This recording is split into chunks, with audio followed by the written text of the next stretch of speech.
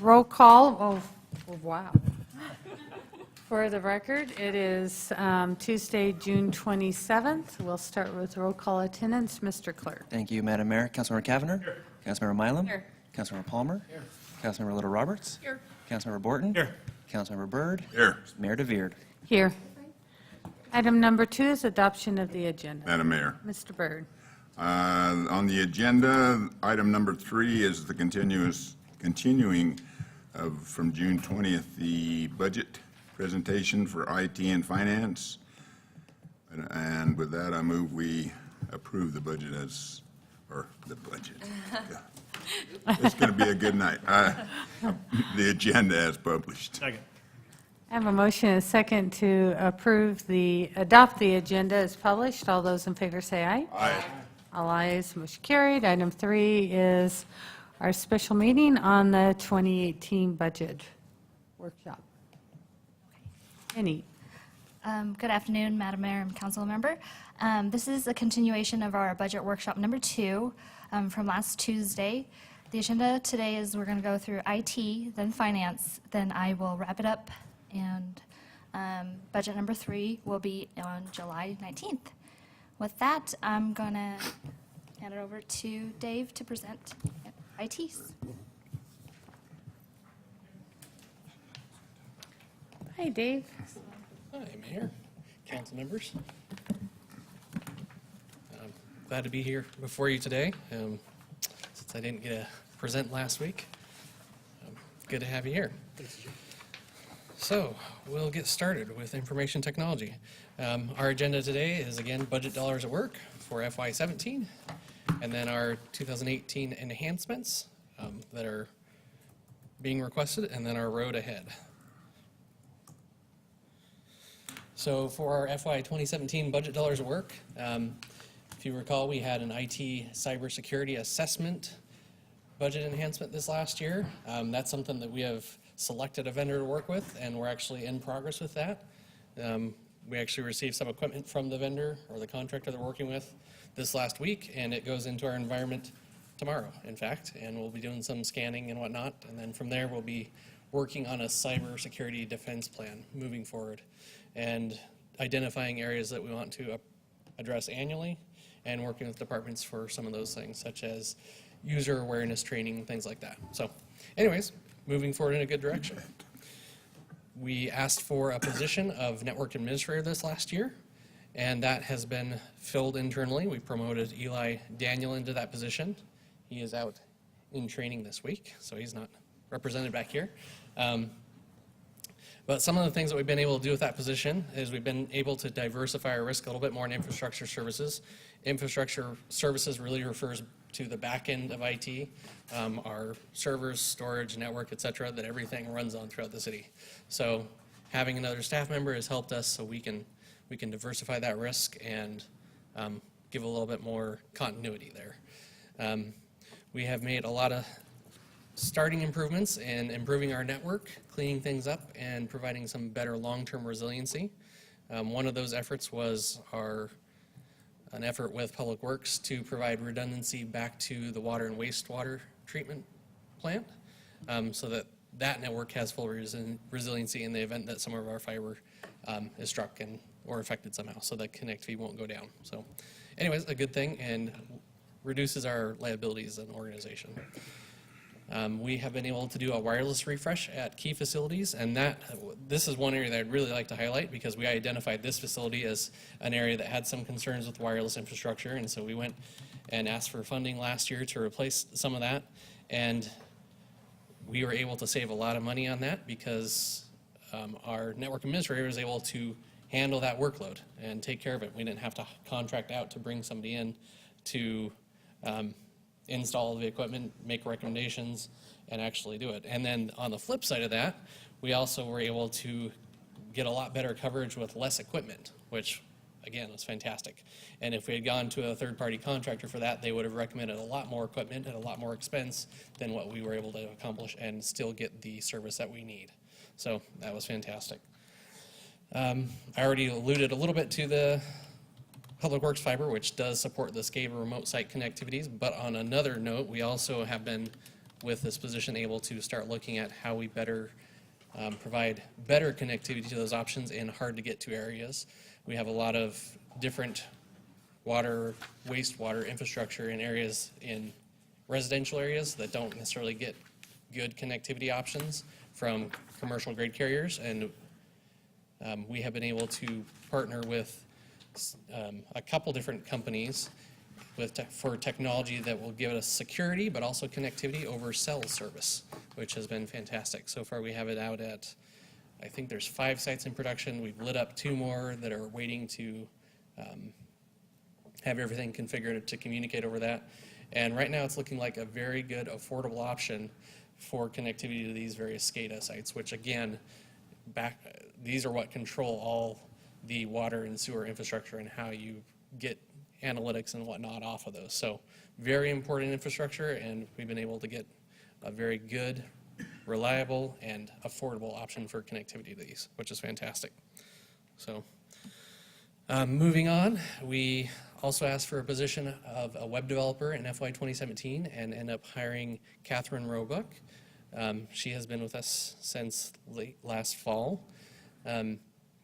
One thing that I was going to mention is over the last 3 years, as shown in the city survey, our usability and content of our website has increased substantially. We had increases of 7% and 14% respectively, I believe, in the usability and quality. I think I have those backwards. I think usability was 14% increase and quality was 7% increase. That has been largely in an effort that has been driven by the mayor's office and Casey Emery, our communications manager, as far as a facelift to the city website and going through and updating content. But on the flip side, we've also had improvements to the website in the way of OpenGov, giving people more of what they want at their fingertips. For our financial data, we have moved over to a new utility billing system, provided a better web portal for people to access their utility services. And then we have made big strides of improvements with our Excella system for the contractor-facing side. So all those things are what our web developer will continue to do, and she's already starting to do. She's working to improve the website, improve performance, make sure the content's more up-to-date. She has really hit the ground running and tackled some things that we have not been able to do in the past, such as accessibility. If you didn't know, there's actually certain compliance requirements with ADA related to websites, and we've been able to tackle some of those that we weren't even aware of. So that's been great. She's also been making improvements in search engine optimization, which is basically getting the city's website out there when people are looking for relevant information. And that's an art to itself, if you can imagine that. Anyway, so lots of great improvements to the website, lots more to come. So we're excited about that. It's also creating a lot of efficiency for departments. They have a contact point to go to that they know can work through their issues, get the information out there on the website in a manner that's efficient, but also that looks good and helps with our brand and our overall objectives for the city. So currently, we're working on transitioning away from our old CMS system. So that's a work in progress. It's going to take some time. We have departments that we're migrating over, and that's a system that we didn't ask for funding last year, or we asked for it, but in lieu of a web developer, we were able to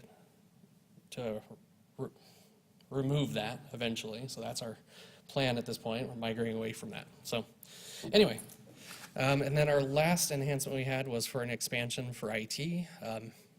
Directly related to personnel increases. So we built out some cubicles in the old art area, expanded IT into there, and that has been done for quite some time now. It's great. We have room to grow. And yeah, we love it. So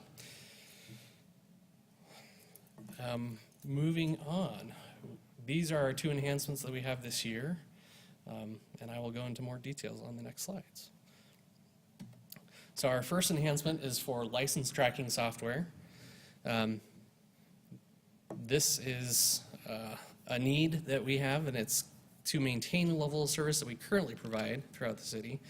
We have really made an effort over the last 5 years to get a better handle on all the software that the city handles, and have a central point that manages that, but also reduces the risk of liability when it comes to license compliance issues or what we are using that we may not be licensed for.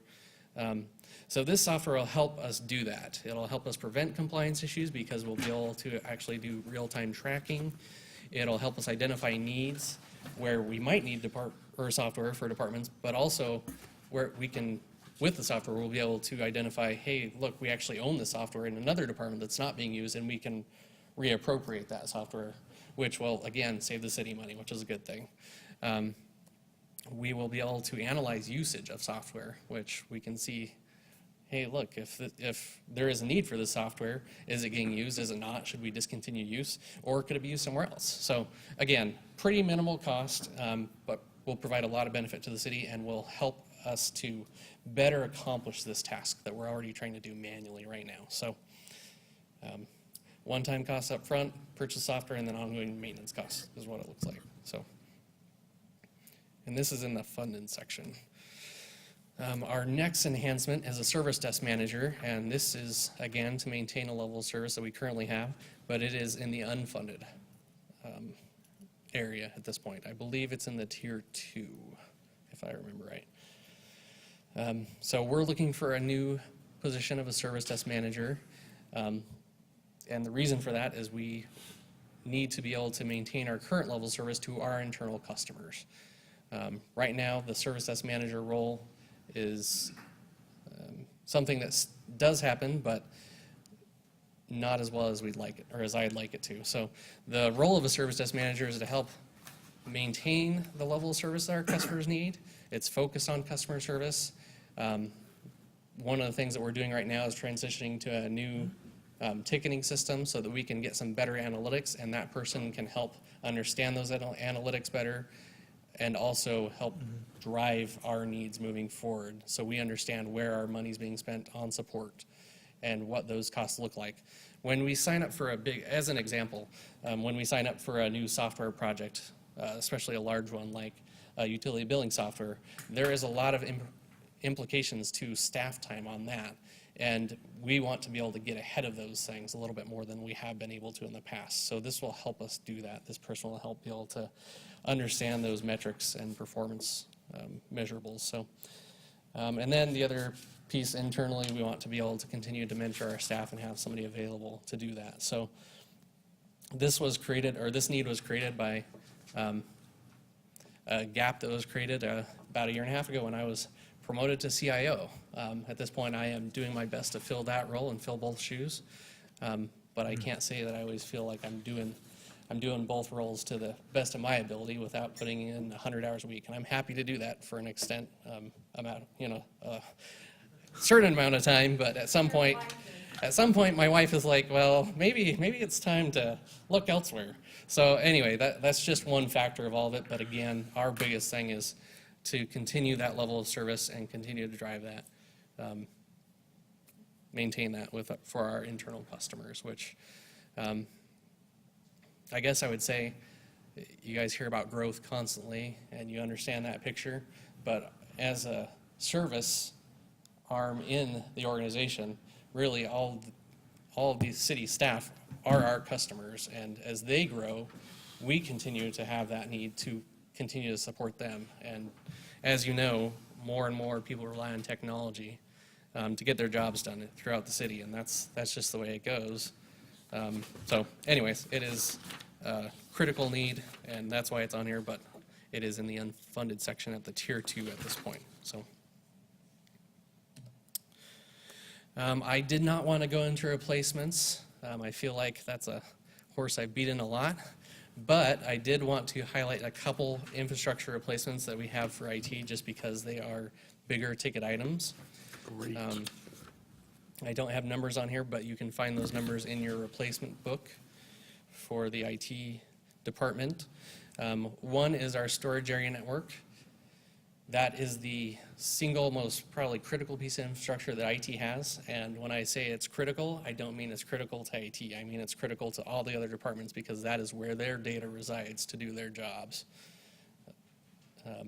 The other key component of that is our key factor in our disaster recovery or continuity plan that we have for IT.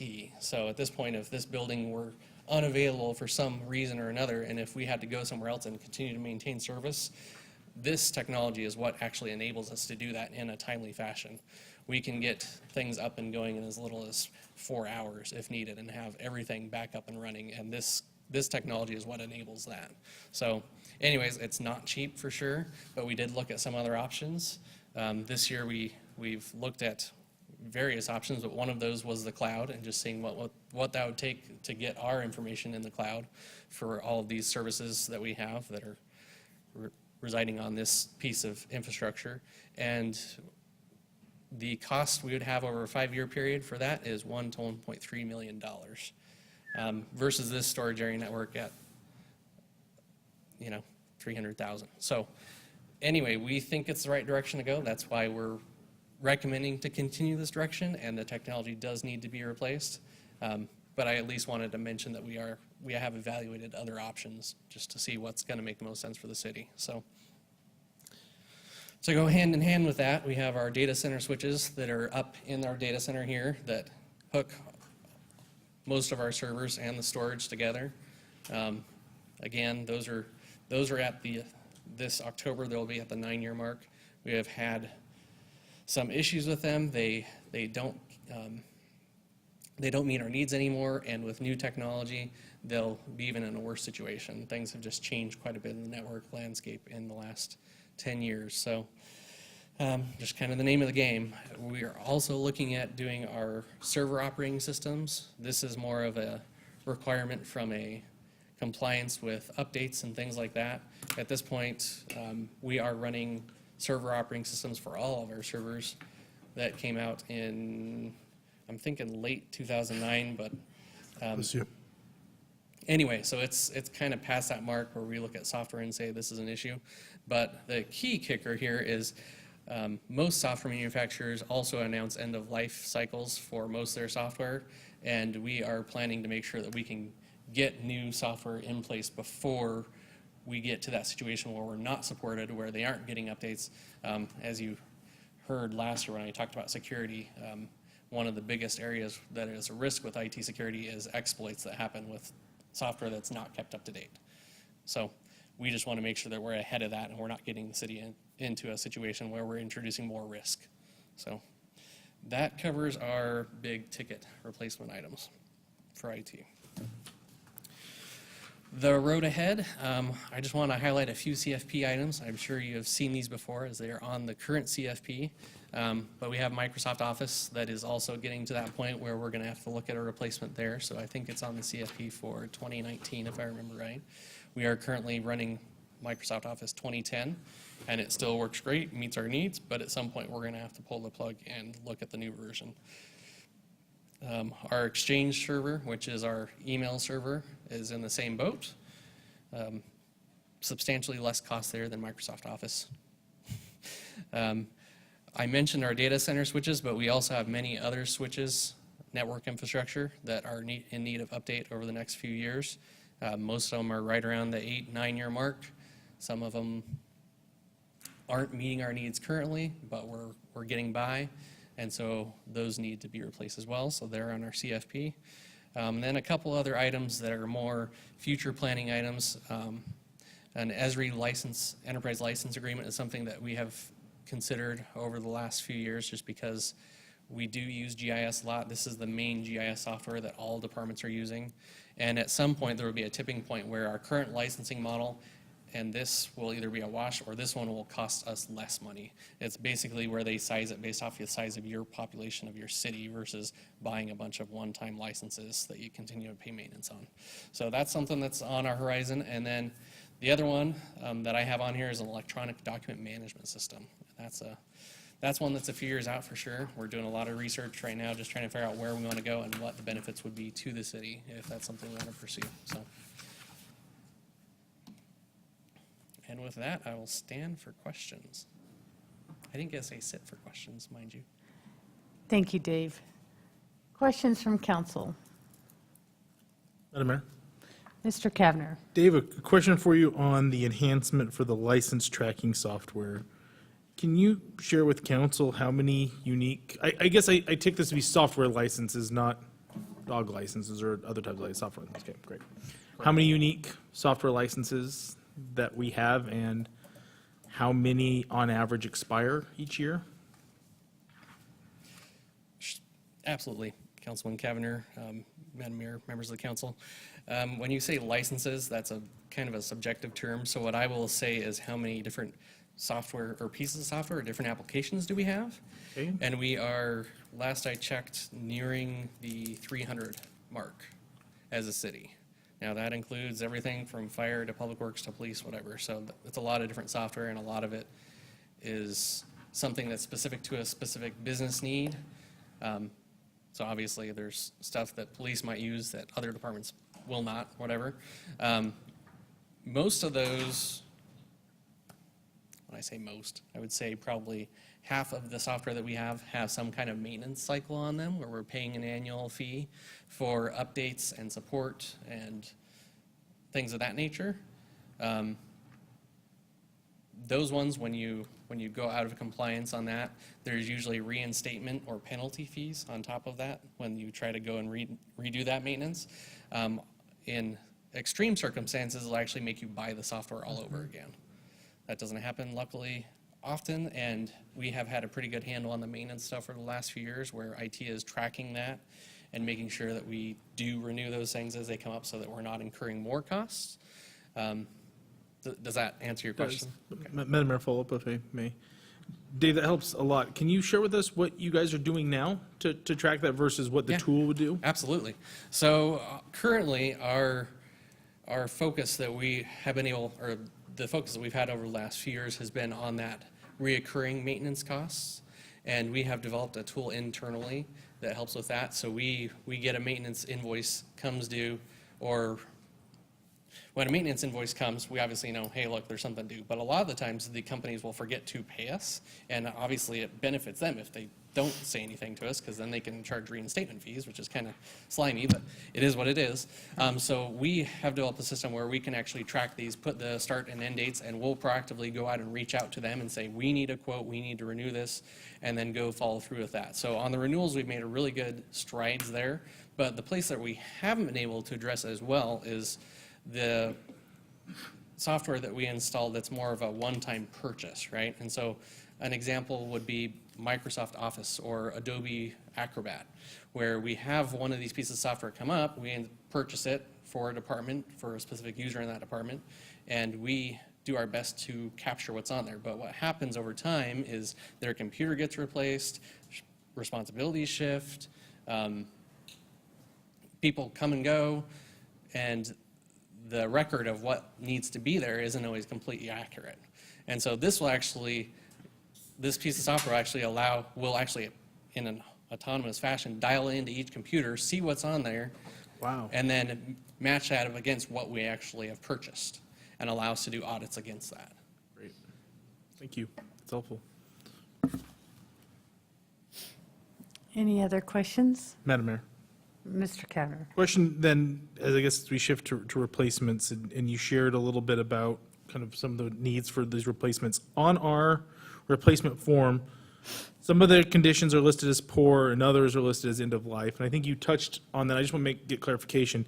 If these are listed end of life, the functionality of them are still acceptable, but because they're no longer supported software-wise is the rationale for replacement. In some cases, yes. So when we say end of life, usually that means that no longer supported by the manufacturer, which in some cases is okay, right?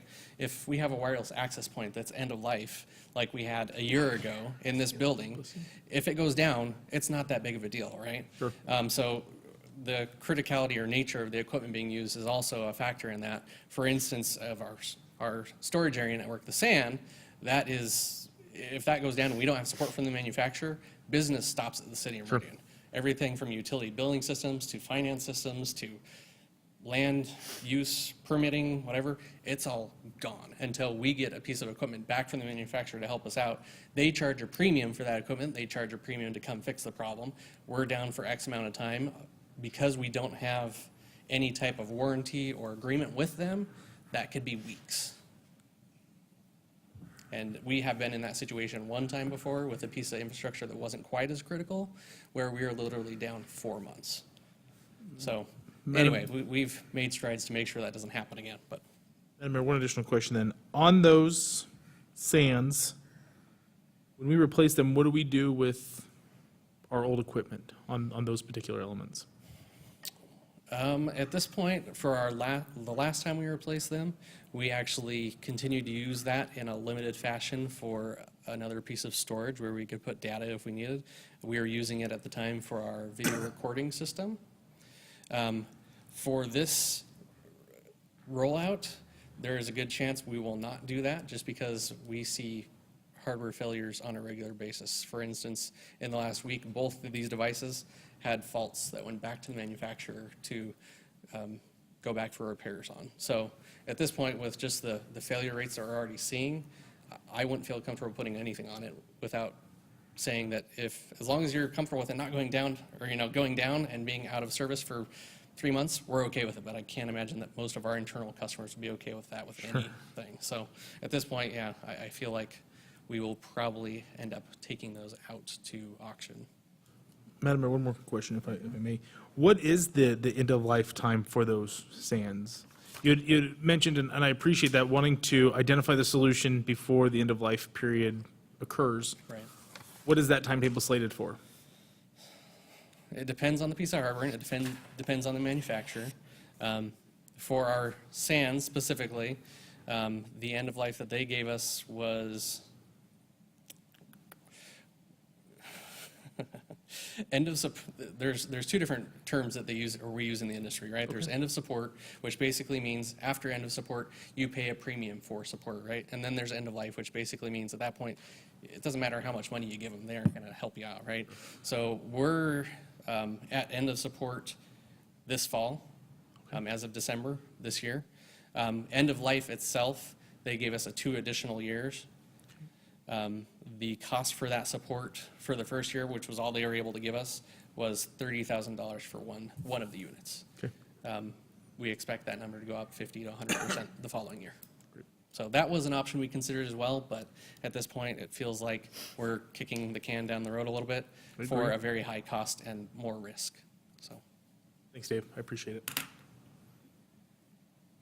Any other questions? Thank you. Madam Mayor, Yes. I was asked to bring forth a discussion of a mobile device SOP. Would you like me to do that this time?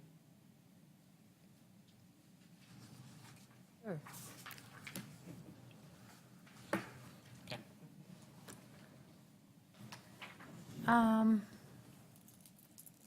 Is that something we want to put maybe on the workshop for July? Yeah, we have quite a few things Madam Mayor? ahead of us. That's, At this point, during last week's budget workshop, I was asked to present it during the workshop, and that's the only reason I brought it back up. But I am comfortable with whatever makes the most sense. okay.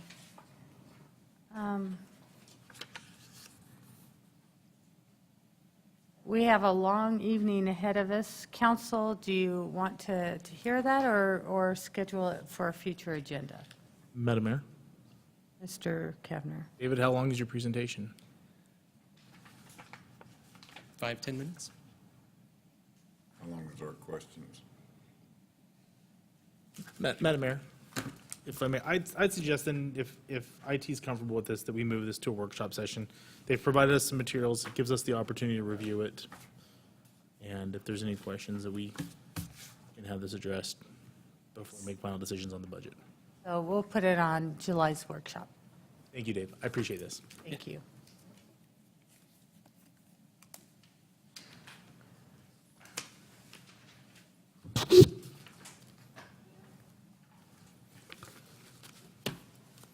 That's it. Can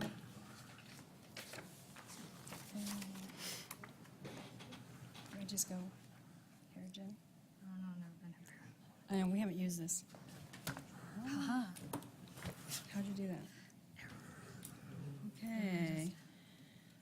Madam Mayor, members of council, Todd was conveniently had another appointment with his dog, so Jenny and I are going to kind of tag team this. So we're going to start out with our agenda, which is our vision statement, budget dollars at work for 17, our enhancements for 18, and then kind of a look ahead. And then we'll close with any questions. Okay, go ahead, Jenny. First off, as you know, what the city's vision is to be the premier community. And we look at where the support to help provide that highest level of customer service to all of our departments and our citizens and all of you. And so to make sure that we are the premier department within the premier city. Our budget dollars at work, you guys gave us $21,000 last year for the OpenGov, and actually Jenny and Todd, I think they did a great job getting that launched. They actually got it out on the site in February. Jenny can probably tell you more about it because I know they have plans to actually launch it out to the departments as well. Right. So currently, there are 206 unique visitors that are visiting the site since the last 30 days, and the average span of the visit is around 3 minutes. So we know people are looking at it and are engaging with OpenGov. Our plan is to roll it out after we implement the automation, is to roll it out to departments and build more robust reports so that departments can drill in and utilize OpenGov that way. We think it's going to be much friendlier than MIP for a lot of them. For us, it's intuitive, for them, not so much. Right. So. Then you also gave $75,000 for the priority-based budgeting. And I can tell you that, there we go. We have all kinds of There. cute little things. We don't know what's They've actually looked at, what this is going to entail, and it is going to be a very large project to identify all the programs within all the departments and then to cost all those programs. So it was decided that we would start phase 1, and that's actually going to be identifying the programs, and then phase 2, costing those programs. But I can tell you that one of our enhancements does tie to this, so we'll get into that. We are going to ask for 3 enhancements, and it's the administrative assistant, our lobby remodel, and then also for a financial analyst. The first one's for the assistant. As you know, finance doesn't have an administrative assistant, and we did have Hillary, and we miss her greatly. I know she only was there a few hours a day for finance, it seemed like, but she actually, especially as long as she worked for us, she actually did a lot in those few hours. And we could use some help with our records retention. She was the one that actually managed that. We could use some help in the purchasing department. She actually did a lot of the case management tickets. She did the email for Keith and Sandra. She did contract database entry, website content entry. And then also utility billing is looking at moving to the paperless movement. And so we would ask that person to help with that, help us with our mail room, our fleet management. And as you know, it was a part-time position before, so we could really use an administrative assistant. Next, the remodel. This is kind of a pet peeve of mine. I've had to sit at the counter in MUBS, and so I've had to get up on those high chairs and then try to move that chair around and get down off that high chair. It's not a very, if you have to sit there 8 hours a day, it's not a real nice workstation. And so what we'd like to do, this is going to do 2 things. It's actually going to, because right now we house 2 employees in that big lobby. We're going to shorten up the lobby a bit for the customers. We're going to create 2 functional workstations for the staff that are there full-time. And then we're also going to add 3 more workstations in the back. So we're going to really utilize the space there. And that's going to actually be covered with capital improvement funds rather than general. And then the last one is the financial analyst. And this one, as everybody knows, is going to help Jenny with that priority-based budgeting. I think it's a great idea to look at the performance of our programs, but with that, we're going to need help. I can tell you, in an existing staff, we just don't have the resources to take that where we need to. So Did you have anything else on that, Jenny? This position will also do more analytical work, such as the centric and financial modeling and forecasting, whereas we're not doing that currently. Just no time. No time, yep. And this position will also help with the citywide fee development and management program that we're rolling out.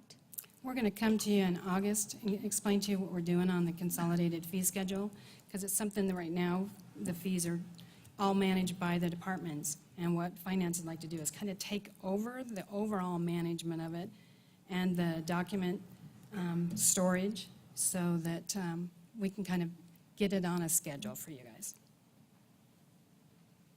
And with that, then we move into the road ahead. And poor Dave, we're going to ask for more software. We're looking at procurement software and budget software. So anything that could help us. In the procurement side, the cases are just growing, and you can't even imagine the budget transactions that we have. And we have, a few council members have requested electronic versions of the budget, and this budget software would allow that.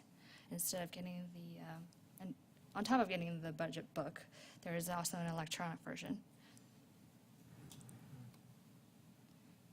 With that, we stand for any questions. Council, any questions? I have none, Mayor. Okay. Okay, yay. Thank you. So I'm going to just wrap up our budget workshop number 2.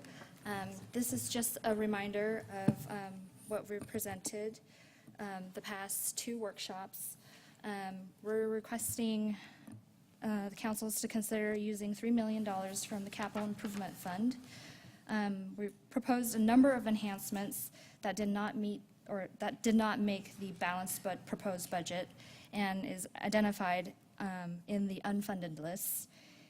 Here before you, it's the recap of our current budget proposal, and it is requesting new growth revenue to pay for current service needs. So what do we need from you, council, between today and July 19th? Ask questions, request clarifications, communicate with city staff and fellow council members. The handout that you just received is a list of follow-up questions, inquiries, and questions that you've inquired the past 2 workshops, and that's been delivered to departments, and departments will be responding or following up to those inquiries in the coming week. The executive branch has presented a ton of information. The budget book has a lot of information, and city staff has worked very hard to develop and prepare the balanced budget for your consideration. From now till July 19th, the finance department will continue to work with mayor departments and council to fine-tune the FY18 budget, and will deliver an updated budget proposal on the 19th. With that, we would like to thank you, council, mayor, and all city staff with the time and their effort in helping developing this year's FY18 proposed budget.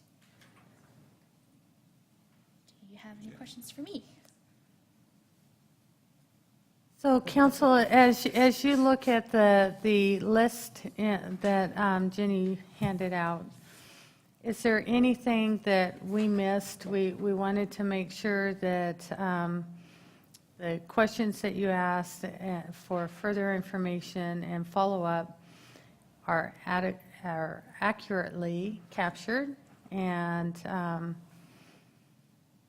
because we do want to get that back to you. We will have VRT come back and do a presentation. Kelly wants to come in and do numbers on what we're funding, number of writers, and those kind of things. And so we'll have that.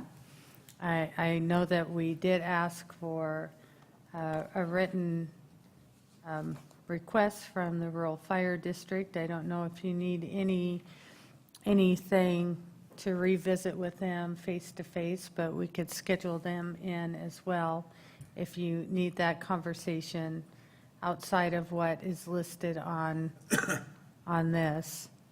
Anything else at this point? Madam Mayor, Mr. Borton? a couple of adjustments under police. Level of service question I had asked. I didn't anticipate that being something for this upcoming budget year. Right. So for the purpose of the next 3 weeks, Okay. I would delete that, but it's something to investigate, develop, perhaps adopt prior to next year's budget development. Okay. And then the wastewater question with regards to it being a crane, that was answered in the meeting, as I recall, so there was no follow-up on that. Okay. One item that would be helpful to circulate, if you go back 2 slides, maybe 2, 3, 4. Yeah, the budget gap revenue, that negative $550,000, where, at least with this year, we are funding existing maintenance operations of the city with new growth revenue to a certain degree. Right. To see what that 5-year trend is for that budget revenue, it should always be a positive figure, we hope. Okay. This year it's negative, and I'm curious how that's been trending over the last 5 years. Okay. I can definitely follow up. Okay.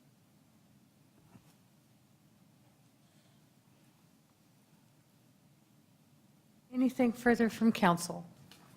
Madam Mayor, Mr. Kavner? and it doesn't have to be as part of the budget presentation, but just to make sure that it's on somebody's radar is a presentation to council on the cost recovery model they use in the Parks Department, where we talk about some specific pieces of revenue related to very specific items. I had a note that there was a plan to present us an update as to how old the cost recovery model is and any recommendations for changes. So that can be Got it. absent of the budget conversation, whichever the mayor and staff find most appropriate.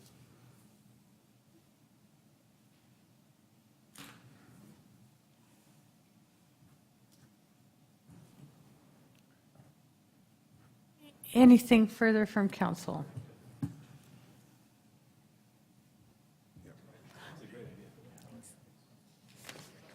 Thank you. Thank you.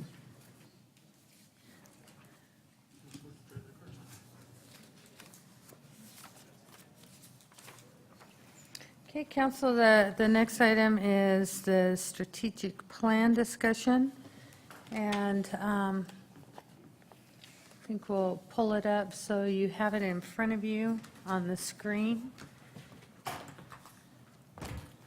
So close the budget books and grab your strategic planning information. Madam Mayor, Yes. would you be willing to grant us a 5-minute recess so that we can maybe grab a quick bite to eat while we go through this? Do we have? Yeah, we Oh, got okay. food in there, but I thought we were going to do it the executive session. You guys want to eat now? Well, we've got, I just don't know how long this process is going to take, and I would hate that it'd be 6 o'clock, and Well, what we can do is walk through this process and end it at 5:30 to adjourn into executive session. We can have the executive session discussion and eat at the same time. So we can, and anything we can't do, we'll put on the end of our regular agenda. work for me. Does that sound reasonable? Sounds good. Council? Yeah? Okay.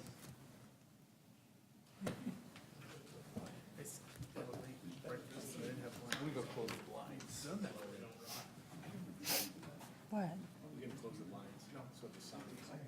They can't. It's, JC sent an email, when they're trying to figure that part out. Okay, so council, in front of you is, or on the screen, is the front page of JC's PowerPoint. It's a beauty. Madam Mayor, members of the council, I overheard a question regarding access to the software. I had sent an email around today, but some of you may not have been able to see that yet. We thought it would be a fairly painless process to do it, but Dave and I, they were able to do it in IT, and Dave and I tried to work through it last Friday, and I basically tried to log in as one of you.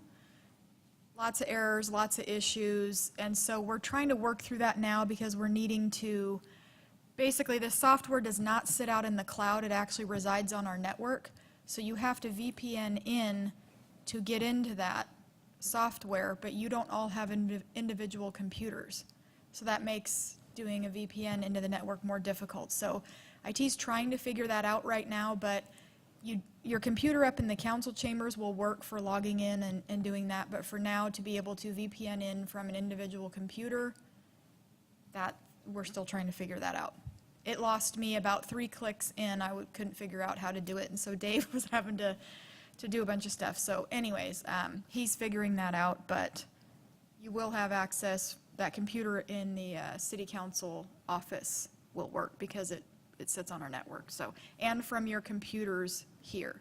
Dave said it should work, so. I just wanted to answer that. It ended up being a little more complicated when I tried to log in than we thought. IT could do it because of course it magically always works for them, but. Well, and really, the testing has been done from City Hall, so the VPN thing was not tested out, and it will not work on iPads. So just, you're distracting with your snickerdoodle. So, council, what we thought we would do is just pull up the strategic plan and go through it from the focus area, do 1A, 1B, 1C, see if there are any objectives that is needed discussion, and if not, we will then move to the next objective and just walk through it that way. Does that sound fair? Okay. So in front of you, you have goal 1A. Is there anything in this section that needs discussion?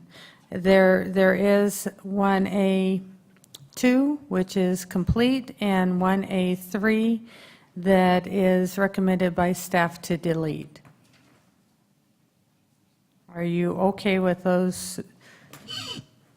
The change of deleting 1A3, and since 1A2 is complete, it could fall out.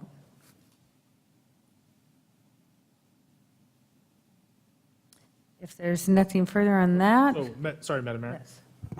Yes. 1A1, I Yes. believe is listed as a high priority. Seems like it's been delayed in its process. I'm curious if you can give us an update as to the progress that's being made, and your recommendation if it should stay as a high priority or if it should be moved to, I guess in my opinion, maybe low or removing it completely. What we have in here, and it does not have a staff requested change, we're working this plan and recommend keeping it as is. Each of the leads have gone through all of these strategies and objectives to look at relevancy, and what is in here is this is the adopted plan and that is being worked on. If you turn to the executive report that was also sent to you displaying the 71 objectives, it does show you the tactics that are under there. In the column that says percentage objective, that is a weighted percentage of what it takes in each of these objectives with the various tactics related to it. If the completed column says yes, that objective that weighted objective or weighted tactic will move over into the completed column. So as you see in objective 1A1, 25% of that objective has been completed. And so, as you can see, this is one of those that is being actively worked on. Madam Mayor, Mr. I Kavner. guess, unfortunately, I guess my question still remains, can we be given an update as to what's the cause of the delay? If I'm hearing you correctly, it's staff and your desire this remains a high priority. I guess I just would like a little more explanation as to if it's a high priority, was supposed to be completed last year, why it's only 25% of the way completed. At this point, all I can say is all of these objectives are being worked on, and I will give you detail in the October biannual or semi-annual update to what is the progress, what is the influencing delay. Community development, as you can see in this strategic plan, has been assigned a number of these strategic objectives, and we are processing high numbers of permits and applications, so they're balancing a lot of this with their day-to-day demands. So I can't get into specifics on why this has not been completed, but I can say at this point it is 25% complete. Madam Mayor, Yes, Ms. Holman.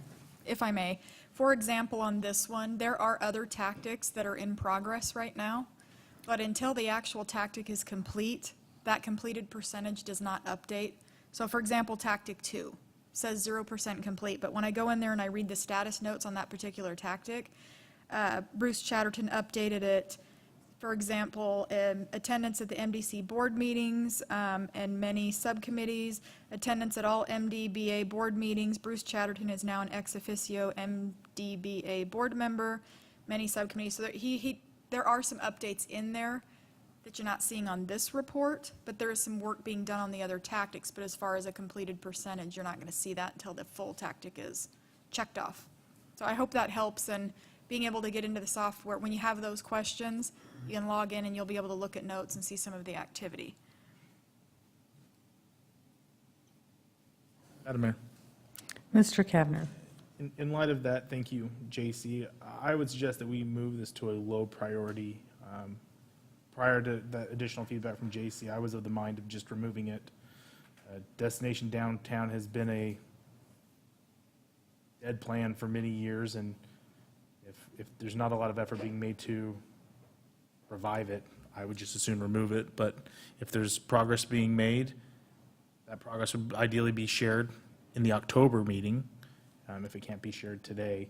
But I would move that we would move this from a high priority to a low priority. Any other comments or questions? At this point, the recommendation from the lead is to keep that at high. Certainly, we can visit that in the October update, where we can bring a status on all the activities.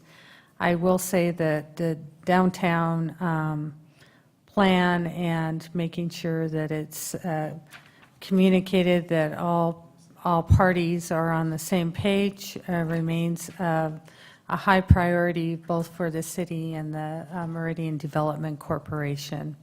So we see this as a priority area. Madam Mayor, Ms. Mylum. I was curious why 1A3 was recommended to be deleted. I guess Mr. Chatterton did talk about that when we had this on the agenda in February, and frankly, I don't recall the specifics on that other than in terms of the Meridian Development Corporation, and there's been a lot of progress in those relationships with the steering committee and the city, MDC, the MDBA, and the chamber working in concert with each other, that it didn't need to be a specific focus because of all the progress in the parties all being on the same page and moving forward. Madam Mayor, Ms. Holman? there are notes in the software. Do you want me to read what the note was in there regarding the thought process behind that? Sure. Okay. I had recommended to City Council objective be deleted from strategic plan due to legislative changes to urban renewal agencies and questions about it being included in the plan originally. So that was back in March. That was Robert Simonsen's update after he presented to you all. So hopefully that refreshes it a little bit. Thank you. Okay. Madam Mayor, Mr. Palmer? I don't have a super strong opinion exactly one way or the other. Just wanted to point out the value of having the tactics on this one, because it was one where I too wanted it to go away until now seeing the tactics. And the first one that really stood out to me is determine the existing financial obligations and budgetary practices of the Urban Renewal Agency. I think that is a fantastic idea. If we don't, as a city, know what it is that they've done, given that, sure, I understand the background that the state technically created the urban renewal agencies and that we gave it life, more or less, because we say go or stop, and if we, as a city, don't know exactly what it is that they've done or what their financial situation is, that made me want to leave this one in. Whereas before, we knew the tactics, I wanted it gone. It's commentary.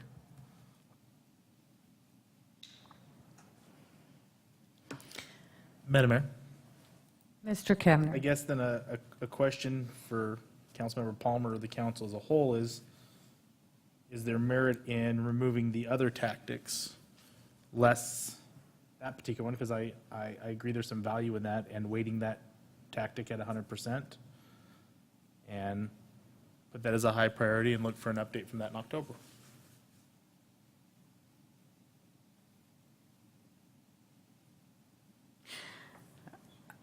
I guess I would see this as something that we can work with the MDC in asking them to come and present to council. They have the better opportunity to explain what their financial obligations and budget practices are.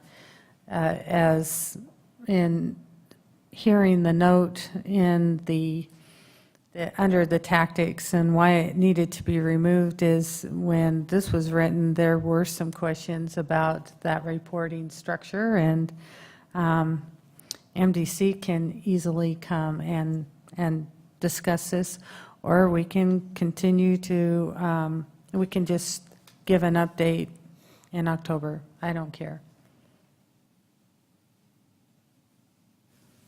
Madam Mayor, Yes, Ms. Lowell Roberts. I would like to see it. All right, is your thing turned on? Okay, Okay. thank Is it you. on?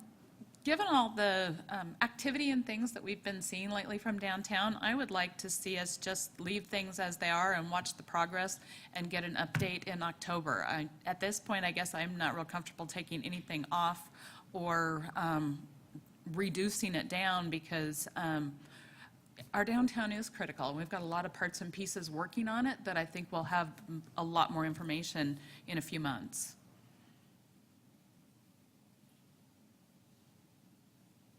Okay,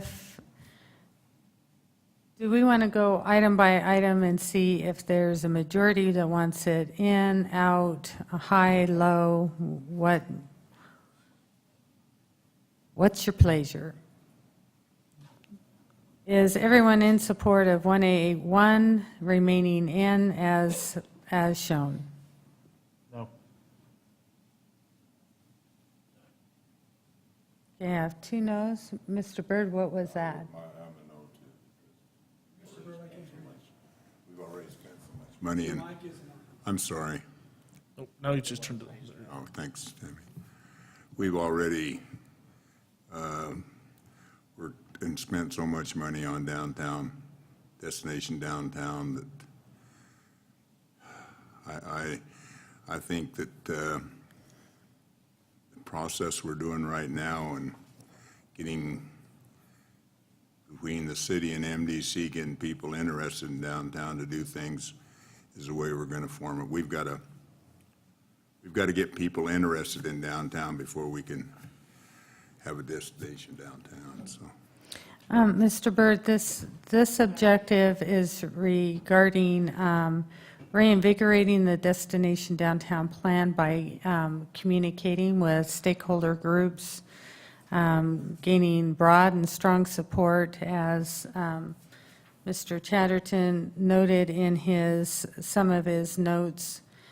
Under the tactics, it's about building relationships and making sure that people are all on the same page. That's what that Madam that Mayor, objective really is about. It's not spending additional money. Madam Mayor, I understand that, but how much did Mr. Chatterton spend to find out that Meridian didn't want or couldn't find anybody that wanted to come down and put in a center and stuff, so. Well, Mr. Byrd, Mr. Chatterton got approval from the council to spend that money. So it's tied on whether to keep 1A1 in. Does anyone have a different opinion on whether to keep it in or out? I'm good keeping all of 1A in. Okay. Well, maybe we should look at this on, do we want to keep all of 1A in or take it out? Madam Mayor, Mr. come Borton? to a grinding halt. I'd keep it all in there, and by all, I'd keep every single objective in this thing. I'll just kind of cut to the chase. From my perspective, we adopted it, we've reviewed each objective. If there's any debate, it's a debate on the correlation between which of these objectives are high priority items, and of those, which has there not been sufficient action and accomplishment.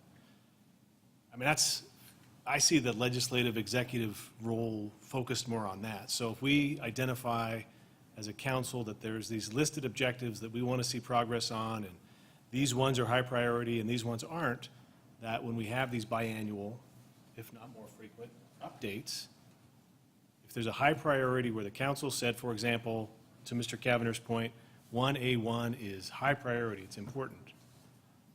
The questions that will come from us is, at least from me, is not that it shouldn't come off. I would say, that's a high priority item. It still is.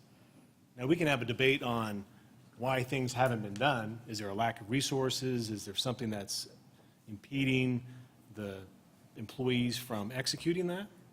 Let us know, and if not, I don't want to, my perspective, I don't want to take it out because it's a great idea, but we're not getting it done. I'd rather put more pressure on getting it done, which falls on your lap, quite frankly, and find out what it is that's impeding the progress. Right. So I'm just going to say keep it all, but there's going to be hard questions on those high priority items within this thing that haven't been moved. What's holding us back? Madam Mayor? And I guess in order to answer those questions, it really needs to be at the semi-annual report as those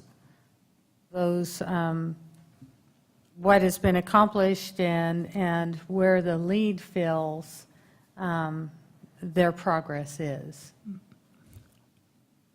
So going through this one at a time is, at this point, and explaining a priority. I told the directors they didn't need to be here because this was about what was already adopted and whether it needed to be changed. Ms. Mylum?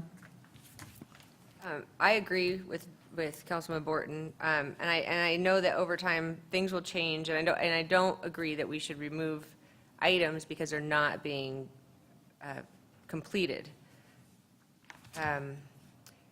But things may change where we have a item that was a low priority and now it becomes a high priority, and I think that readjusting those when the time is appropriate is probably more likely to happen probably more often than not with certain items, but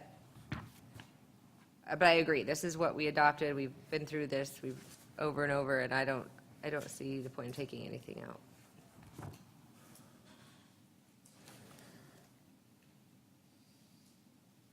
Madam, oh.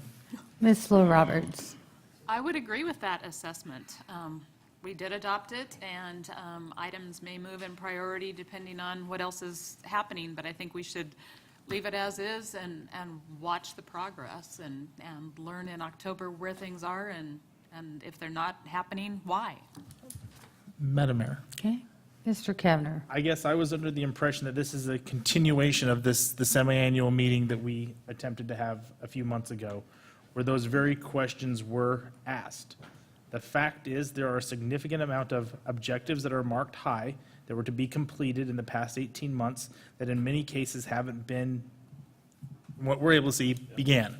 So I'm all for seeing what the progress is, but in front of me, I haven't seen a lot of progress. And that's why the question has been arisen from me is, what's going on with these? And why isn't there as much progress? And if they're not progress, we can't have a 54-page list of objectives that we all move high, because the ones that are high don't get accomplished, and the ones that are low we think are important, so we move them to high where they don't get accomplished. So I feel that this is, well, Mayor, I appreciate that the semi-annual meeting is the place to ask those questions. I guess I was under the impression that was the goal of tonight's meeting, was to get some of those questions asked or answered. It was my understanding when we talked about setting this, was each objective, was there a belief by council that some should be removed or not? And that in October, which we added the semi-annual, that we would be covering a lot of the updates then. This executive report does show where you have 100% of an objective complete. It is reflected in the column under completed. And so I will tell you that I've answered that question numerous times. I would love to go into detail on it in October, where we can bring back a progress report. This will give you a better idea of the completed objectives. And in the notes sections, you can see what staff is working on by what is listed in the notes. And I thought tonight was really about if you wanted an objective in there or not, and what would fall off if the majority supported that. Madam Mayor, Ms. Mylum. not to change the entire system, and I'm just going to throw this thought out there. Anyways, question. Another way to look at this might be to have each department prioritize these similar to the way they did with the budget.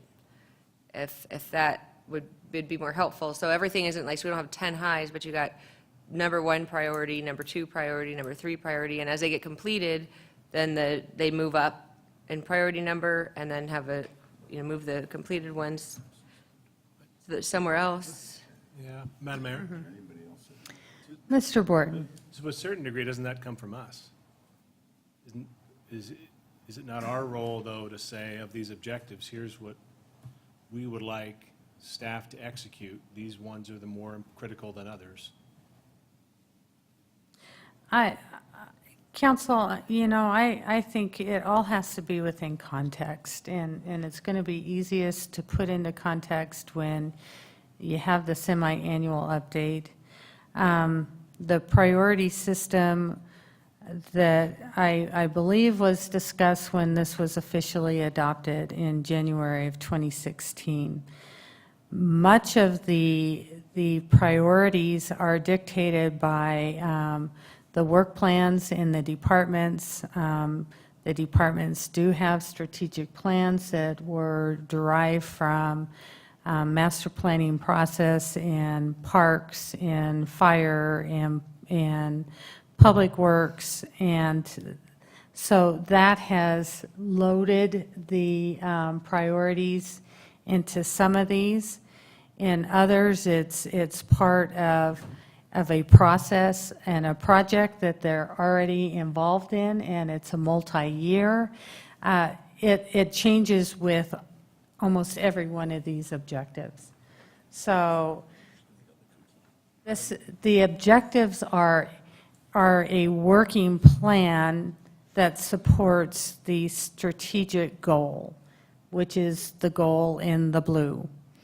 And kind of one of those reasons we said, how deep into the operational piece do we really want to get into? It really is, these are areas that are supporting the focus areas and supporting the strategic goals. So it just, Madam Mayor? in some cases, too much information is not always the best. Yes, Mr. Borton. No, I love information. You're the wrong person. Perhaps this, one of the things that brought us to today, there's two different considerations that really haven't been vetted from winter. And of all of these objectives, which we've already all adopted and we're looking for progress, there's two categories of concern. One is, and I'm trying to remember the spreadsheet that Mr. Kavanagh brought, one is it may be a good objective, but there's been no progress or no explanation as to why it's stalled. And that's the concern.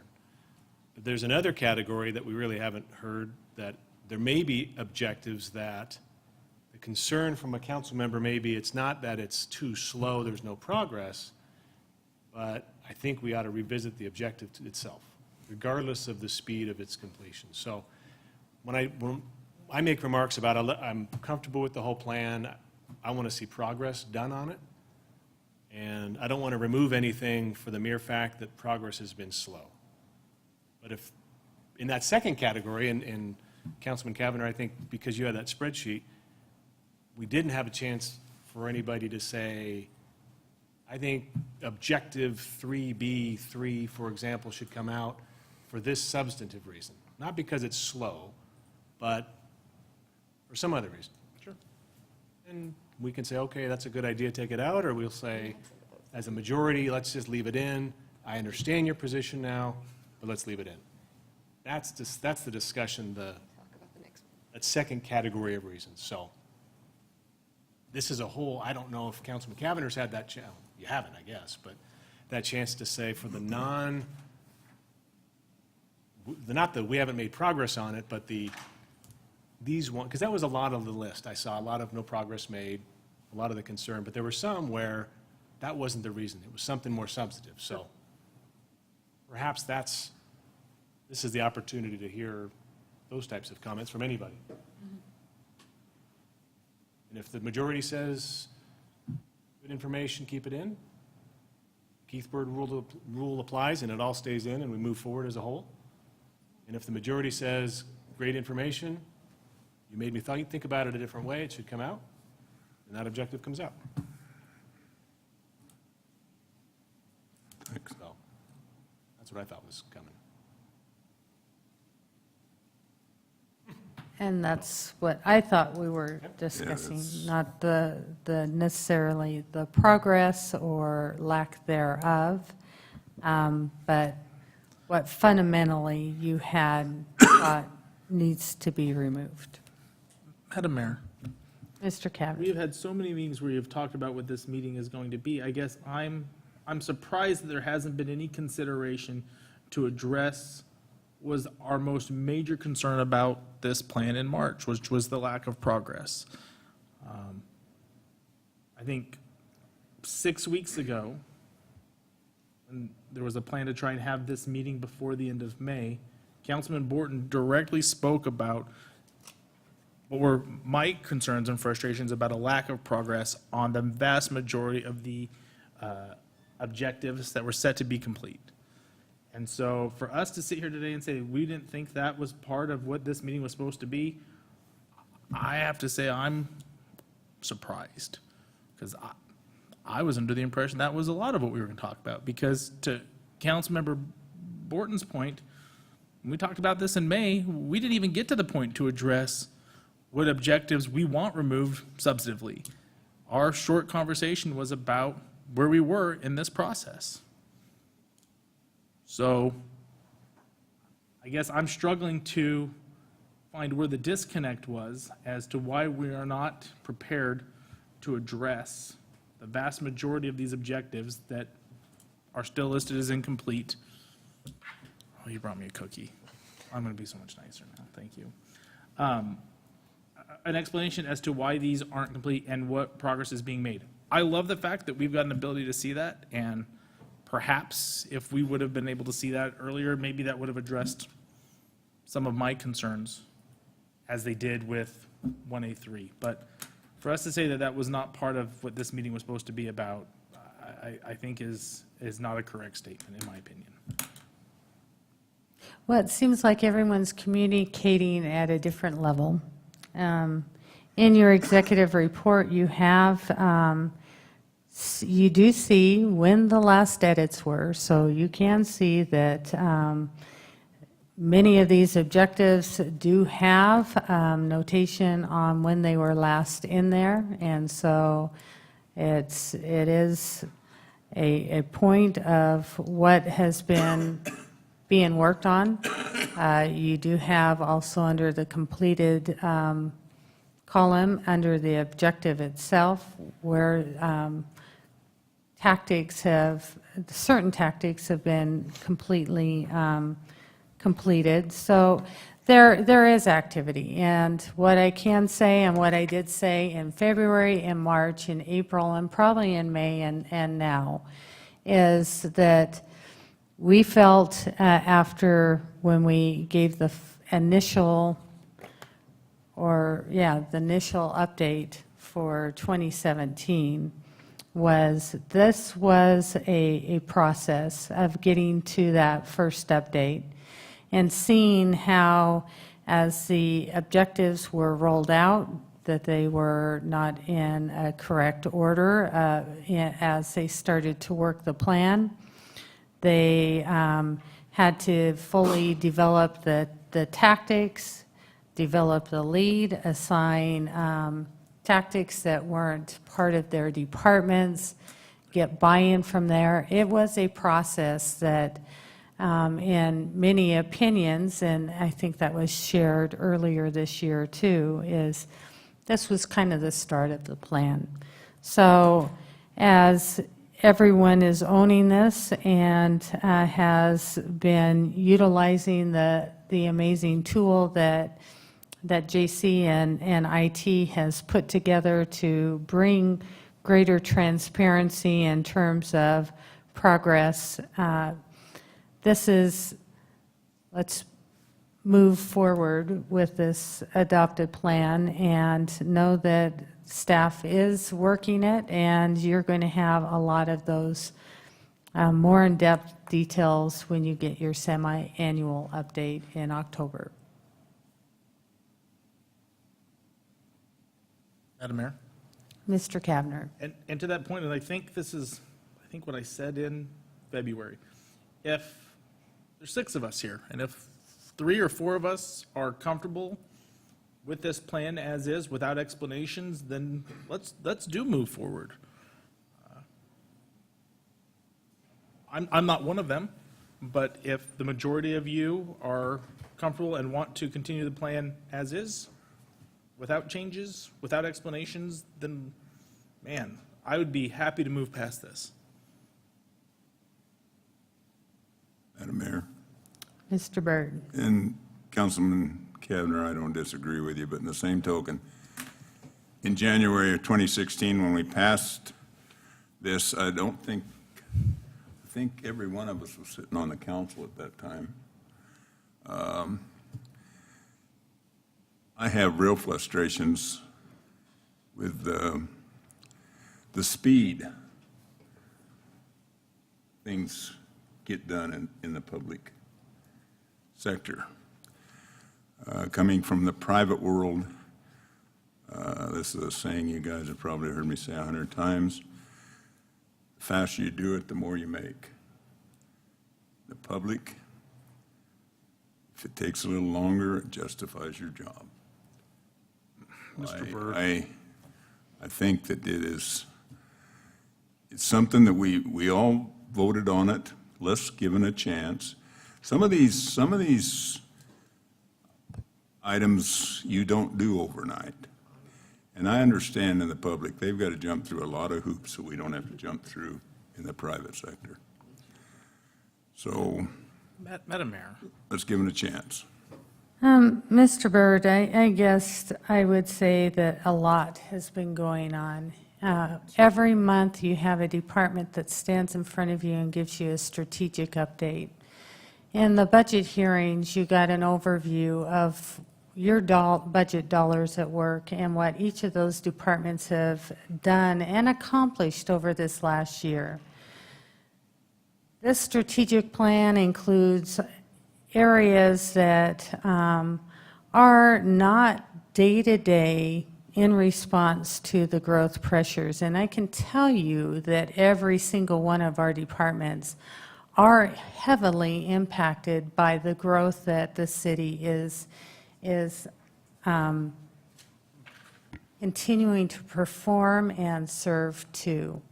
So where you may not see the progress that you think that you should, they're working diligently every day to continue to deliver the standard of service that our citizens have come to expect and continue to raise the needle of that level of service to that next level. And so when we come in October, we can explain some of the things that might have an influence on whether a tactic or an objective is completed or not. But they need to. They need that opportunity to not only refine their tactics, weight their tactics, because that's a new thing that happened over this period of time too. And so we look forward to our semi-annual update, and we'll ask council, are there objectives, as Councilman Borton said, that you have a real issue with, not on its completion or not, on priority, whether it's high or low, but something that at this point you do not think should be in this strategic plan that was adopted in January 2016 that we need to discuss. Madam Mayor, Mr. Palmer. I was just sworn in January of 16, and while I feel like as I may have been a fairly well-prepared 28-year-old to take this office, there was still a lot about city government that I didn't understand. I had a lot more to learn over the last year and a half. And so having had that time, I've been waiting for this opportunity to be able to go into this, and especially now that we have the tactics, because I can't tell you how many times 1C3, for example, I've been told, that doesn't mean what you think it means. Well, now that we've got the tactics, it screams what I think it means, and I'm begging somebody to tell me still it doesn't mean what I think it means. There's another one that screams debt that's 95% completed, looking at opportunities for the city to go into debt. Why would we waste a minute when we brag about how we have never gone into debt on putting staff time into figuring out ways that we could possibly look at going into debt? There's 58 pages here, of which I've marked up maybe a third of them that I would love to discuss as a whole, which there was no way it was going to happen in this allotted time, which we haven't even gotten to now. So now I don't know where we are or what to do. Did you want to go into some specifics? Do we not? I guess you're correct. There's 5 minutes left. So we can put this on the tail end of our city council. As I understand it, there's several areas that have been requested to continue on our agenda, so we should have time. That'd be awesome. Good. So, yeah, That's fine with me. we can put that at the Let's tail end Get the and, questions answered once and for all. yes. Debating this for 18 months.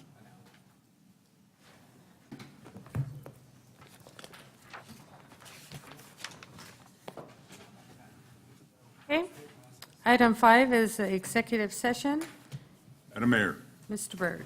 I move we go into executive session as per Idaho State Code 674-206, 1D. I have a motion and a second to adjourn into executive session. Mr. Clerk, will you call roll? Thank you, Madam Mayor. Councilmember Cavanagh. Aye. Councilmember Mylum. Aye. Councilmember Palmer. Councilmember Little Roberts. Aye. Councilmember Borton. Aye. Councilmember Byrd. Aye.